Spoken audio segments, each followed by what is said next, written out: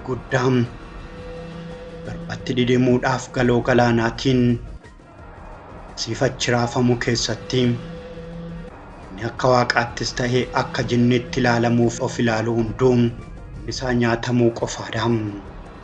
Warri keenya gaafa mammaakan dhirsaa fi niitii muka tokkorraa muru jedhu.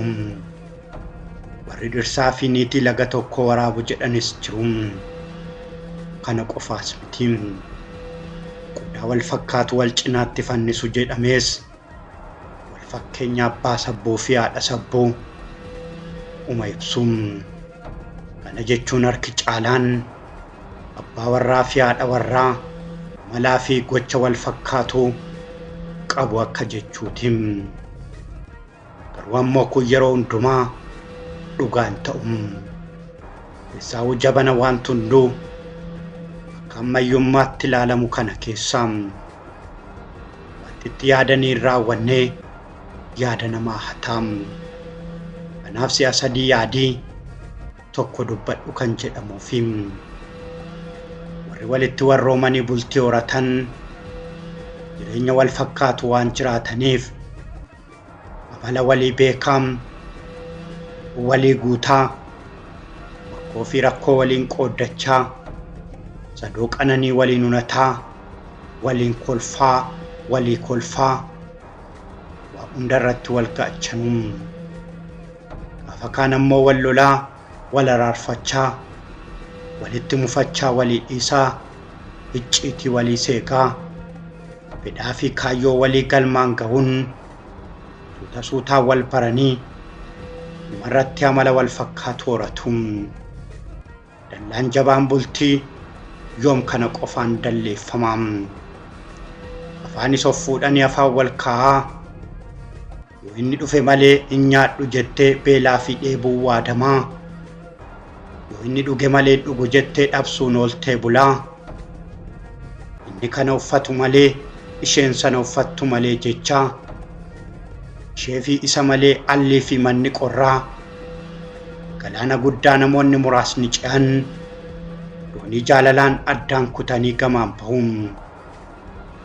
Hin taane garuu dooniin jaalalaa sun isaan lachuu fudhattee galaanatti dhidhimti.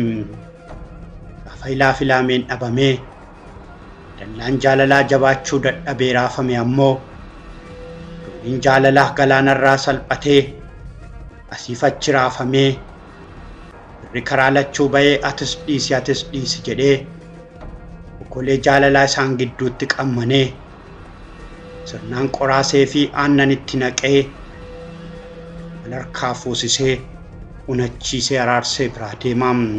Gaafa kana mammaaksi dhirsaa fi niitii muka tokkorraa muru jedhamu kan isaaniif mammaakamuufi hanga sana hin guunnetti garuu dhirsaa fi niitii laga tokko osoo hin taane laga adda addaarraa muka tokkorraa osoo hin taane muka garagaraarraa muran jechuudha.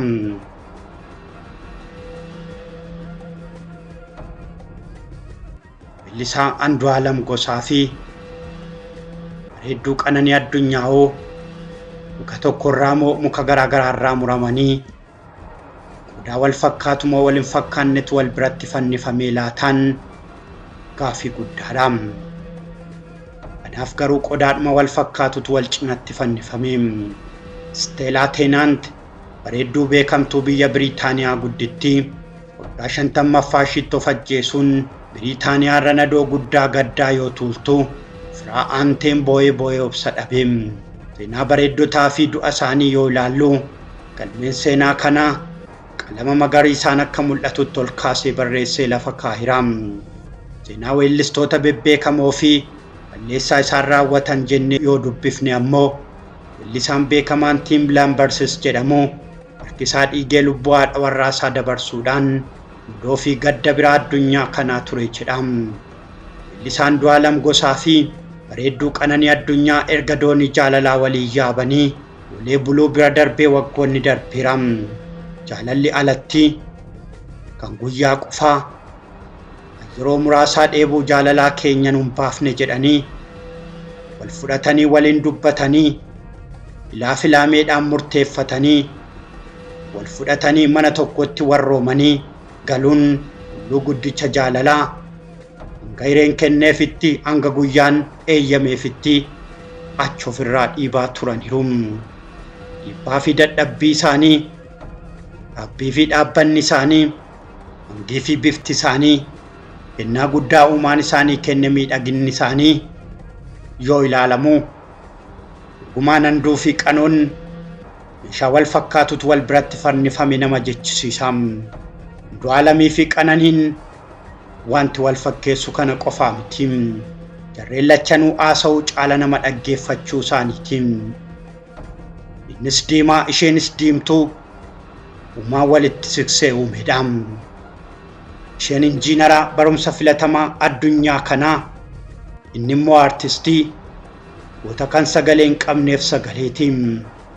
Nama mana isaanii deemee beekuuf ammoo qulqullinni mana isaanii, wal dhageettii fi wal hubannaan isaan gidduu jiruun wal dubbisuu fi nyaaraan wal soroorsuun isaanii akkaan kan nama hinaafsisu tureem.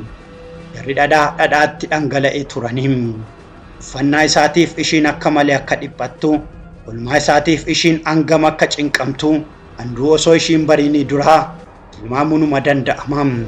Isheedhaan erga warroomee albeema guutuu baaseen alatti hojiiwwan aartii firaa fi ormaa kan afaan beekuu fi hin beekne raajan kan akka bilillee fi maarree sagalee fi suur sagaleedhaan hojjeteeraam.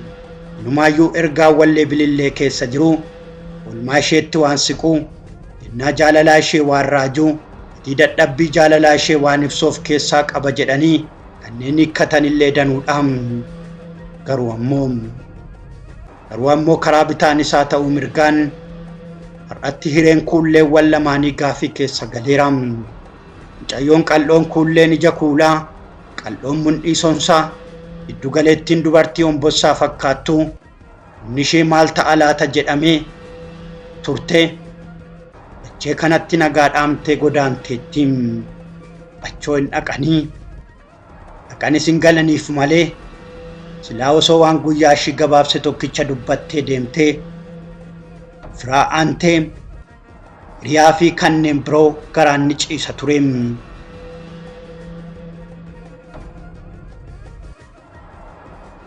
Lubbuun qaalii waan ishiidhaa kennee osoo kaattee fi nyaattee hin quufne, osoo deessee ija ishiitiin of argitee duudhaa akkoo fi abboo hin guutiin dabarteem. Intalli boru yookaan iftaan ogummaa guddaa injiinaringii barattee fi ogummaa bareeddummaa qabduun waa biyyaaf waa sabaaf goote osoo jedhamu jechuun xobbeen kun karaatti cabdeem.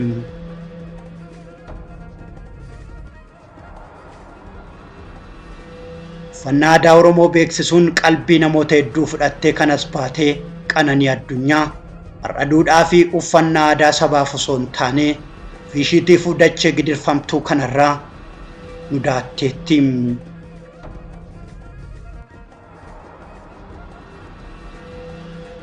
Aduun jireenyaa bareedduu Qananii Addunyaa jireenya weellisaa Andu'aalam Gosaas gaafii biraa keessa galchiteettiim. Artiist Andu'aalam Gosaa mucaa lafaa dhufaa reefu bu'aa bayyaa aartii cabsee ol ba'e waan ta'eef raqaamaa qalbii jaalattoota aartii hunda keessa jiraam. Michuu dhugaan, Gadaatu Keetiin, Darbeen Laallaan, Bililleen, Gungumeen, Maarreen, Uruursa Gibee fi kanneen biroo balaa aartiin Oromoof galeesseedhaam. Dargaggeessi Qaxaleen akkuma ishee kaatee fi nyaatee hin quufne, weellisee garaa ofii fi namaa hin geenye, ulfa aartii baatee gaaffii hamaa keessa galeeraam.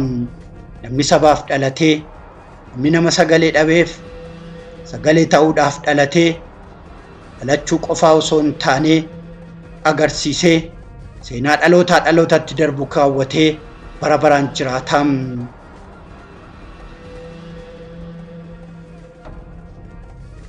Aleessaati warraa fi abbaa warraa har'a balaa uumameen tokko lubbuu dhabee tokko ammoo gaafii keessa galee arguun madaa guddaa namoomaatiin.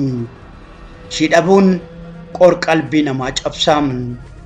Duuta akkanaa ammoo soqee nama hundaa seenuu baateen hawwii fi abdii kootiin ishee duute Waaqayyo biyyoottaa salphisuun dhugaan immoo hin badiin